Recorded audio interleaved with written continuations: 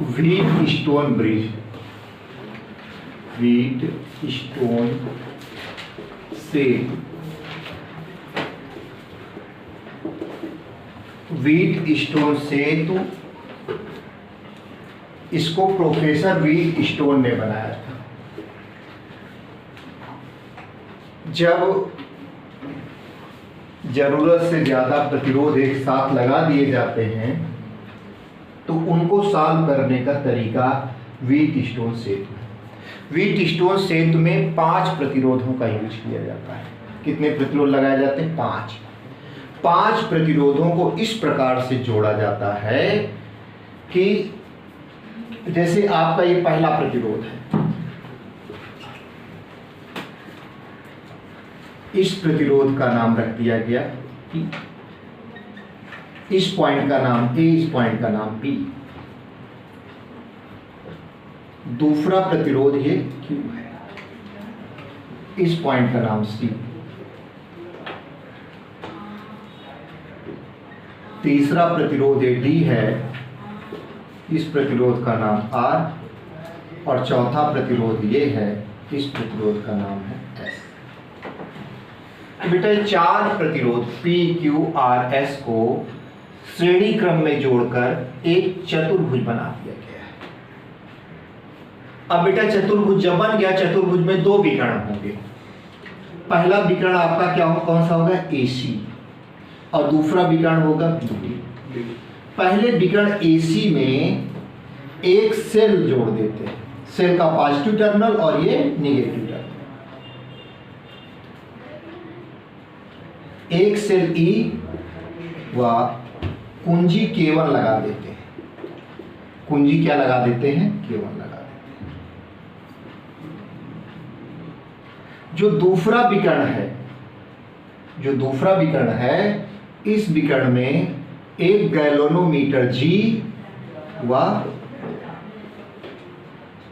कुंजी K2 लगा देते हैं। कुंजी क्या लगा देते हैं? K2 लगा देते हैं। ये काम करते हैं। इंग्लैंड के प्रोफेसर व्हीट स्टोन ने 4 प्रतिरोधों को श्रेणी क्रम में जोड़कर एक चतुर्भुज बना दिया। पहला प्रतिरोध P, Q, इसके आगे R, S जोड़ करके चतुर्भुज बना दिया। चतुर्भुज बनाने के बाद इसमें कितने विकर्ण बने? पहला विकर्ण AC बना और दूसरा विकर्ण BD बना। तो जो AC वाला विकर्ण था, इस A और C के बीच में सेल लगा दिए और एक ऑन ऑफ स्विच K1 लगा दिया। जो दूसरा विकर्ण BD था, यहां पर एक गैल्वेनोमीटर G जोड़ दिए और कुंजी K2 को जोड़ दिया। अब ये सेल से वैद्युत धारा I बहेगी। ये वैद्युत धारा I यहां जाएगी, ये वैद्युत धारा I यहां जाएगी। इस पॉइंट पर ये धारा 2 भागों में बढ़ जाएगी।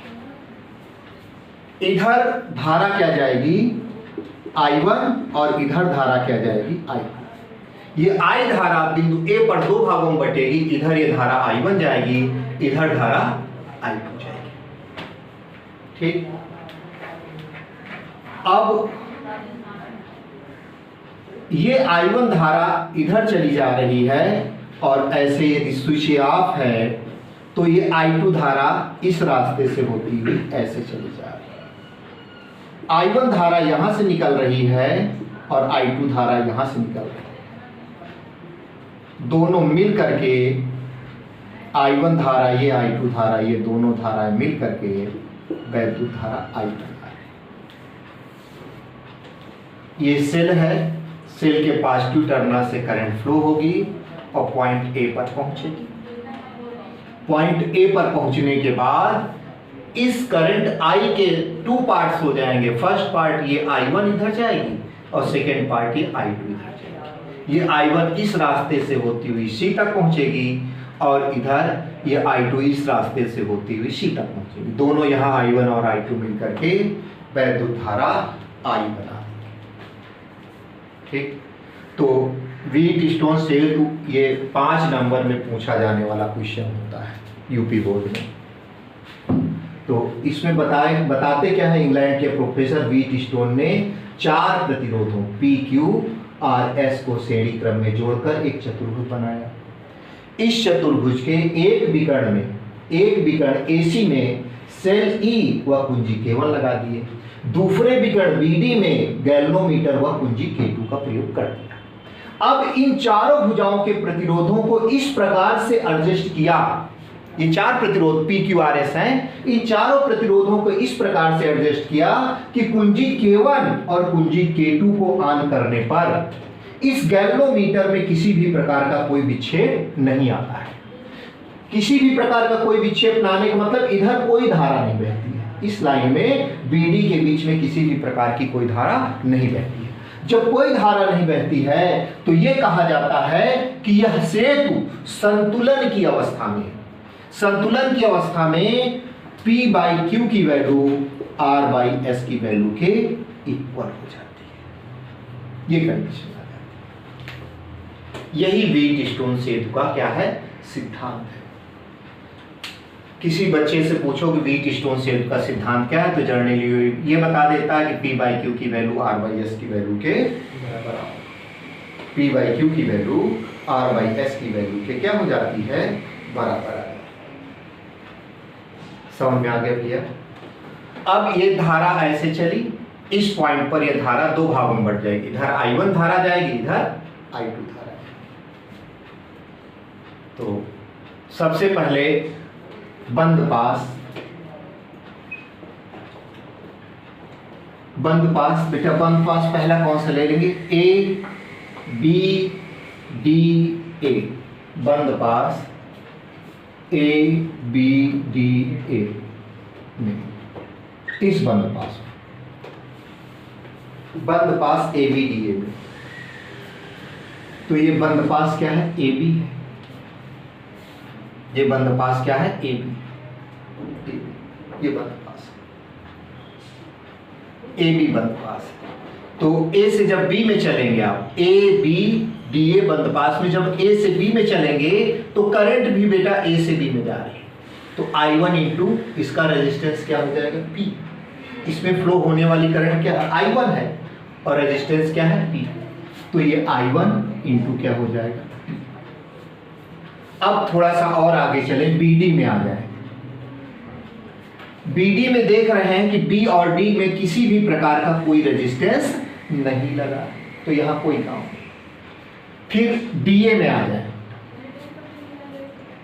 D से A में आ जाए, क्या कहां आ जाए, D से जब हम A की बात करते हैं, DA की, जब हम DA की बात करते हैं तो आप जा रहे हैं D से A में, और करंट क्या आ रही, A से D में आ रही है। करंट कैसे आ रही, A से D में आ रही है। ये DA में आप जा रहे हैं कैसे, D से A में, वहां देखिए आप D से A में जा रहे हैं और करंट उल्टा, यहां का है साइन लग जाएगा, माइनस, माइनस I2R। ये हो गया बेटा, A से गए B में, बंद पास ABDA, ये वाला बंद, A से चलेंगे B में, B से चलेंगे D में, D से कहां जाएंगे, A में। ये पहला बंद पास है। इस बंद पास में जब आप A से B में जाएंगे, A से B में जाएंगे तो A से B में जाते समय इसमें बहने वाली धारा I है और इसके संगत प्रतिरोध क्या है, P।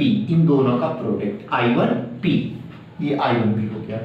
फिर A से B में गए, फिर B से कहां जाएंगे बेटा, B से जाएंगे D में। जब B से D में जाएंगे तो ना तो इसमें कोई प्रतिरोध है, ना किसी भी प्रकार की कोई धारा बह रही है। अब इसके बाद D से कहां जाएंगे, A में। जब D से A में जाएंगे, आप D से A में जा रहे हैं लेकिन वैद्युत धारा A से D में जा रही है। इसका मतलब ये हो गया कि आप D से A में जा रहे हैं और वैद्युत धारा A से D में आ रही, अपोजिट आ रही है। तो ऐसे केस में I2 इंटू R ये किस में हो जाएगा, माइनस में। अब इस पूरे बंद पास में ABDA, इस बंद पास में कोई सेल नहीं लगा है तो सेल का विद्युत वाहक बल कितना कर देंगे, 0 कर देंगे। तो ये I1P ये रहा, ये I2R इधर माइनस में, इसको उधर दूसरे साइड में ले जाएंगे तो प्लस में हो जाएगा, इक्वेशन फर्स्ट बन जाएगा। अब इसके बाद सेकेंड बंद पास जो है B C D B, ये वाला B से C में, C से D में, D से B में, बंद पास B C D B में। तो इसमें बहने वाली धारा क्या है, I1 और संगत प्रतिरोध क्या है Q, तो I1 इंटू Q। अब C से जब D में जाएंगे, वैद्युत धारा ऊपर की ओर जा रही है और आप कैसे जा रहे हैं C से D, C से किधर जा रहे हैं D में, तो C से जब D में जाएंगे धारा ऊपर की ओर जा रही है तो माइनस I2S इक्वल टू क्या हो जाएगा 0। B से C में गए तो जिस प्रकार से हम जा रहे थे वैसे ही धारा जा रही थी, तो ये वाला पोर्शन I1Q ये प्लस में रहेगा। लेकिन आप फिर इसके आगे कहां जा रहे हैं, C से D में जा रहे हैं, लेकिन धारा D से C में आ रही, तो ये I2S ये किस में हो जाएगा, माइनस में। अब इधर माइनस में राइट साइड में ले जाए तो ये किस में हो जाए, प्लस में। इक्वेशन नंबर 2 बन गया। अब इक्वेशन नंबर 1 को इक्वेशन नंबर 2 से डिवाइड कर दें, तो इस लेफ्ट साइड को इस लेफ्ट साइड से डिवाइड कर दिए तो I1 से I1 कट गया। इस राइट साइड को इस राइट साइड से डिवाइड कर दिए तो I2 से I2 कट गया। P by Q equal to R by S। यही व्हीटस्टोन सेट का सिद्धांत है। व्हीटस्टोन सेट के सिद्धांत में ये रेजिस्टेंस इस रेजिस्टेंस का अनुपात बटे इस रेजिस्टेंस का अनुपात बराबर हो जाए इसके अपॉन इसके, तो ये कहा जाता है कि सेट किस अवस्था में है, संतुलन की अवस्था में है। जिस प्रकार से ये आपका व्हीटस्टोन ब्रिज कार्य करता है, उसी सिद्धांत पर मीटर ब्रिज कार्य करता है, जिसे हम मीटर सेट कहते हैं। क्या कहते हैं, meter set. Same to same meter set भी वर्क करता है। जैसे इसमें 4 प्रतिरोध होते हैं P, Q, R और S, उसी प्रकार से मीटर सेट में भी 4 प्रतिरोध होते हैं। अब मीटर सेट का यूज क्या किया जाता है, तो मीटर सेट का उपयोग करते कहाँ पर है, किसी अज्ञात प्रतिरोध को पता करने। कोई वायर दे दिया जाए और कहा जाए कि इस वायर का प्रतिरोध कितना है, तो मीटर सेट की सहायता से आप नाप करके बता देंगे कि इस तार का प्रतिरोध कितना है। तो प्रतिरोध किसी अज्ञात तार का प्रतिरोध पता करने में, जब बेटा प्रतिरोध पता चल जाता है तो फिर विशिष्ट प्रतिरोध पता करते हैं। क्या पता करते हैं, विशिष्ट प्रतिरोध। जैसे ही R पता चल गया तो रो इक्वल टू होता है बेटा RA बाई L, ये फार्मूला। अब किसी तार का प्रतिरोध आपको पता चल गया तो उसका एरिया ऑफ क्रॉस सेक्शन निकाल लेंगे। तार है, मान लो ये तार है, तो इसके अनुप्रस्थ काट का क्षेत्रफल निकाल लेंगे। क्षेत्रफल निकालने के लिए स्क्रू गेज का यूज करते हैं और इसका व्यास निकाल लेते हैं। जैसे व्यास पता चल जाता, व्यास की आधी त्रिज्या हो जाती है, और यहाँ पर इसकी जगह पर जहाँ पर A लिखा है तो रो इक्वल टू A की जगह पर लिख देते हैं πr स्क्वायर, और L बेटा इस वायर की लेंथ नाप लेते हैं, कितना लंबा वायर है। तो बेटा मीटर सेट का उपयोग कहाँ पर किया जाता है, किसी तार का प्रतिरोध या विशिष्ट प्रतिरोध पता करने के लिए मीटर सेट का उपयोग किया जाता है। मीटर सेट में होता क्या भैया, ये L आकार की एक पत्ती होती है। किस आकार की पत्ती होती है, L आकार। इस L आकार की पत्ती में 3 संबंधक पेच लगे। किसके आकार की पत्ती है बेटा, ये L आकार की पत्ती है। इस पत्ती में 3 कनेक्टिंग स्क्रू लगे जिनसे कोई कनेक्शन आप कर सकते। ये L आकार की पत्ती है। ये पत्ती बेटा हो सकती है स्टील की हो, और अच्छा तो माना जाता है कि तांबे की हो, तो बहुत बढ़िया मानी जाती है। लेकिन इस समय जो लैब में मीटर सेट आ रहे हैं, इनमें ज़्यादातर स्टील की पत्तियाँ लगी, लोहे या स्टील की पत्तियाँ लगी।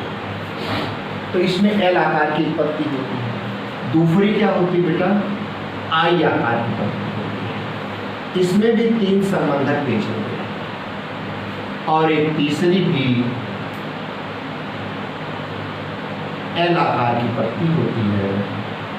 इसमें भी 3 संबंधक पेच लगे। इसमें भी कितने संबंधक पेच लगे रहते हैं, 3 संबंधक पेच लगे। ये L आकार की पत्ती है, ये I आकार की पत्ती है, और ये L आकार। ये तीनों पत्तियां हैं, L आकार, I आकार और L आकार, और हर एक पत्ती में 3-3 संबंधक पेच लगे। और इसमें एक ये वायर लगा होता है इन दोनों पेचों से जुड़ा हुआ। ये वायर काहे का होता है? मैग्नीन का। ये वायर किसका बना होता है? मैग्नीन का होता है। ये कितना लंबा होता है? 1 मीटर लंबा मैग्नीन का वायर। इस मैग्नीन के तार का व्यास सर्वत्र एक समान है। ऐसा नहीं कि कहीं तार मोटा हो कहीं पतला। इस मैग्नीन के तार का व्यास सर्वत्र एक समान है। ये पूरा का पूरा उपकरण एक लकड़ी के बोर्ड पर जड़ा रहता है।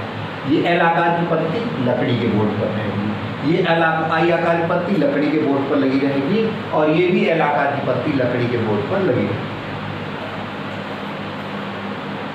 अब इसके बाद बेटा क्या करते हैं? इस जगह इन दोनों पॉइंटों के बीच में एक रेजिस्टेंस बॉक्स जोड़ देते हैं। क्या जोड़ देते हैं? रेजिस्टेंस बॉक्स, जिसे प्रतिरोध बॉक्स कहते हैं। रेजिस्टेंस बॉक्स अटैच कर देते हैं। यहाँ पर क्या जोड़ देते हैं? जिस तार का हमें प्रतिरोध या विशिष्ट प्रतिरोध ज्ञात करना होगा उसको जोड़ देते हैं। ठीक। अब इस जगह से ये बीच में खाली है ना बेटा, देखिए पहले ये उपयोग कर लिए एक पेज का, दूसरे पेज का उपयोग यहाँ कर लिए, तीसरे पेज का उपयोग यहाँ कर लिए। तो जब इसमें कितने पेज खाली हैं? एक। इसमें कितने पेज खाली हैं? एक। यहाँ भी एक पेज खाली है। तो करेंगे क्या भैया? अब इस जगह से एक गैल्वेनोमीटर जोड़ देते हैं। क्या जोड़ देते हैं? इस जगह से एक गैल्वेनोमीटर जोड़ देते हैं। अब गैल्वेनोमीटर में एक सर्पी कुंजी लगाते हैं और इस सर्पी कुंजी को इस तार में कहीं पर भी स्पर्श करा सकते हैं। अब क्या करेंगे?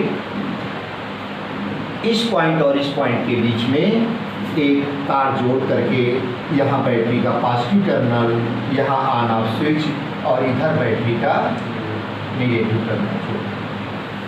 ये आपका पूरा सर्किट कर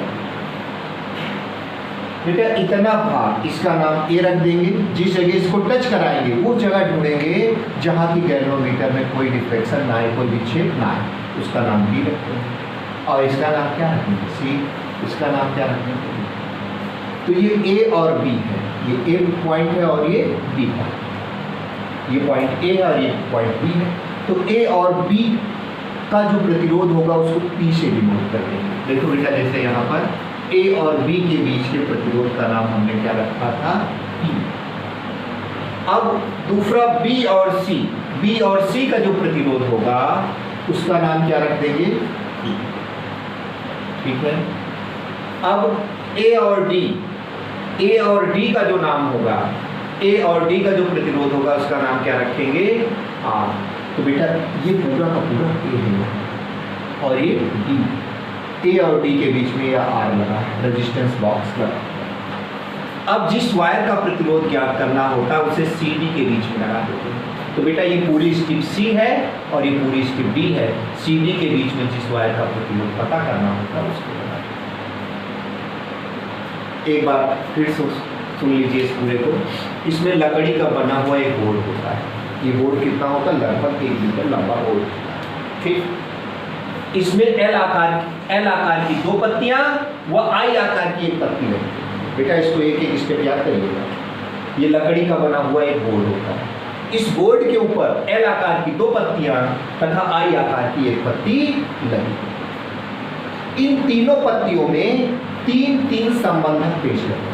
इस पत्ती में 3 संबंधक पेच, इसमें भी 3 संबंधक पेच, इसमें भी 3 संबंधक पेच। इसमें एसी 1 मीटर लंबा मैग्नीन का वायर है। ये वायर कितना रहता है? 1 मीटर लंबा। ठीक। एसी 1 मीटर लंबा मैग्नीन का वायर। यह लकड़ी के आधार पैमाने के सहारे कसा रहता है। बेटा यहाँ पर लकड़ी का बना हुआ पैमाना है। लकड़ी के आधार पैमाने के सहारे क्या रहता है? कसा रहता है। मतलब ये समझिए तार ऊपर रहेगा, पैमाना उसके जस्ट नीचे रहेगा। जिस जगह आप टच करेंगे, जिस जगह आप इस सर्पी कुंजी से टच करेंगे तुरंत बता देंगे कि 20 सेंटीमीटर पर आपने टच किया, 21 सेंटीमीटर पर टच किया, 22 सेंटीमीटर पर टच किया। लकड़ी के आधार पैमाने के सहारे कसा। इतनी बात समझ में आ गई। इस मैग्नीन के तार का व्यास सर्वत्र एक समान है, व्यास कहीं कम या कहीं ज्यादा नहीं है। अब एक प्रतिरोध बॉक्स को ए व डी के बीच में लगा दिया जाता है। एक प्रतिरोध बॉक्स को स्टेप ए, जो स्टेप पत्ती है, इस पत्ती ए और डी के बीच में एक रेजिस्टेंस बॉक्स को लगा दिया जाता है। जिस वायर का हमें प्रतिरोध पता करना होता है उस वायर को सी और डी के बीच में लगा दिया जाता है। ये बताएं, एक गैल्वेनोमीटर के एक सिरे को पॉइंट डी से व दूसरे सिरे को एक तार के द्वारा सर्पी कुंजी के से जोड़े। इस सर्पी कुंजी को इस तार पर कहीं पर भी स्पर्श करा सकते हैं। अब ए व सी के बीच में एक सेल व ऑन ऑफ स्विच लगा दो। इतना है बेटा सिस्टम। ये पूरा समझ में आया बेटा? ये चित्र बना ले जाओगे।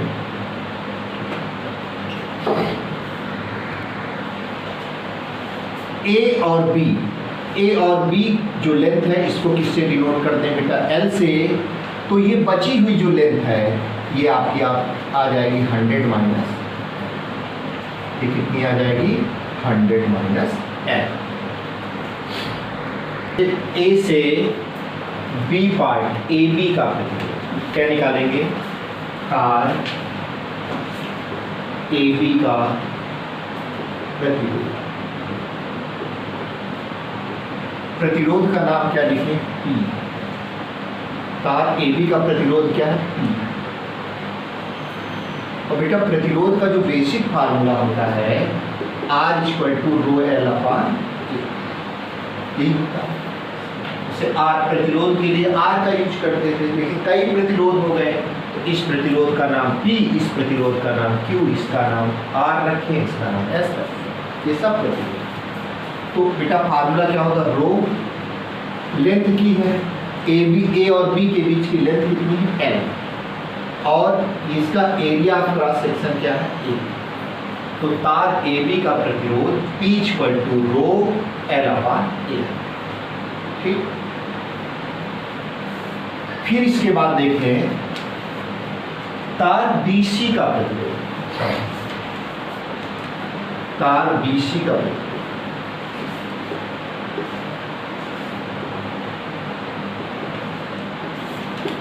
तार BC का प्रतिरोध क्या होगा? तो रो, और बेटा लेंथ देखो L है ना, इस L की जगह पर अब लेंथ क्या हो गई? 100 माइनस L। रो L की जगह पर क्या लिखेंगे? 100 माइनस L/। जैसे यहाँ पर लेंथ क्या थी? L है, और इधर वाली लेंथ जिसका प्रतिरोध Q कंसीडर किए हैं वो 100 माइनस L। इतनी बात समझ में आ गई। तार AB का प्रतिरोध P और तार BC का प्रतिरोध Q। P और Q को हमने L के टर्म में कन्वर्ट कर दिया। किसके टर्म में कन्वर्ट कर दिया? L के टर्म। तो फार्मूला व्हीटस्टोन सेल के सिद्धांत से आपको पता है P/Q क्या होता है? R/S। बेटा R का मान जो रेजिस्टेंस बॉक्स लगा है ना, जितने ओम की निकालेंगे उतना R हो जाएगा। जैसे 1 ओम की कुंजी निकाल लेंगे तो R का मान 1 ओम हो जाएगा। 2 ओम की कुंजी निकाल लेंगे तो R का मान 2 हो जाएगा। तो R आपको ऑलरेडी पता रहेगा। रेजिस्टेंस बॉक्स के द्वारा कितने ओम का प्रतिरोध जनरेट करोगे R आपको वहां से पता चलेगा। अब P की जगह पर क्या रखेंगे? ρL/। Q की जगह पर रो 100 माइनस L/R।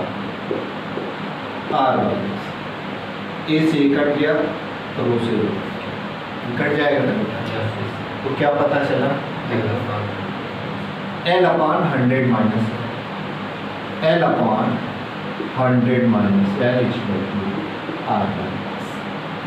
तो जो P था, P की जगह पर क्या हो गया? L हो गया। जहां पर Q था वहां 100 माइनस L।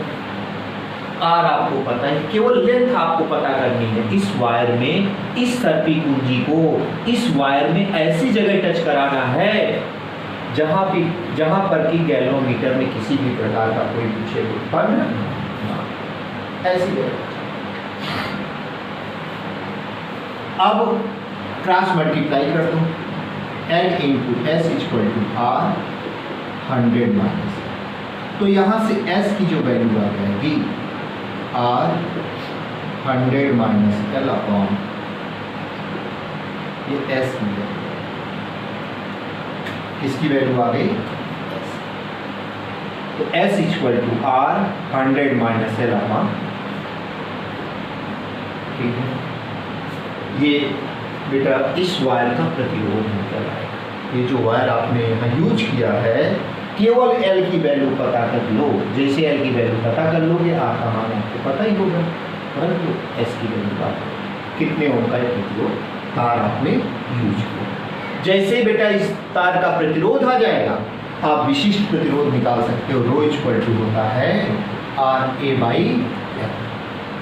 आर का मतलब यहाँ पर S से है, R का मतलब किससे है? S। तो यहाँ S लिख देंगे, यहाँ क्या लिख देंगे बेटा? S। ए क्या है?